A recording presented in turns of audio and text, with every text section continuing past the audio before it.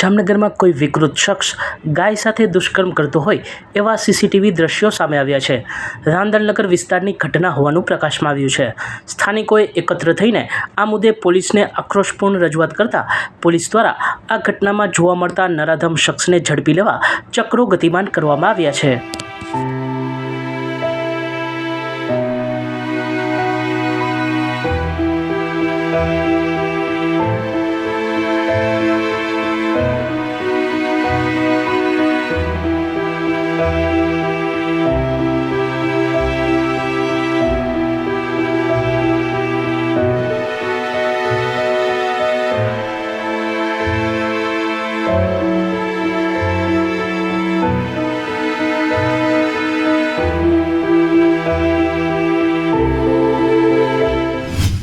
જામનગરમાં આજે ચૈત્ર સુદ તેરસના દિને ભગવાન મહાવીર સ્વામીના 2623માં જન્મ કલ્યાણકની ઉજવણી નિમિત્તે સમસ્ત જામનગરના જૈન સંઘો દ્વારા મહારથયાત્રાનું ગુરુ ભગવંતોની નિશ્રામાં આયોજન કરવામાં આવ્યું હતું.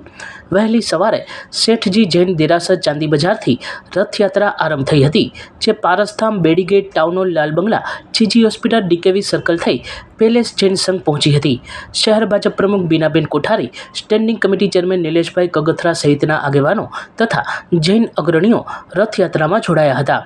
ચાંદીના રથમાં બિરાજેલ પ્રભુ, ઇન્દ્રધજા, શાસન ધ્વજ, 13 ફૂટના વિરાટ માનવ, બાંધણીના પહેરવેશમાં બહેનો, નૃત્ય કરતા યુવાનો, લાઈવ રંગોલી તથા શાસન પ્રભાવને અનુકંપાની વાન વગેરે રથયાત્રાને દિવ્યતા બક્ષતા હતા.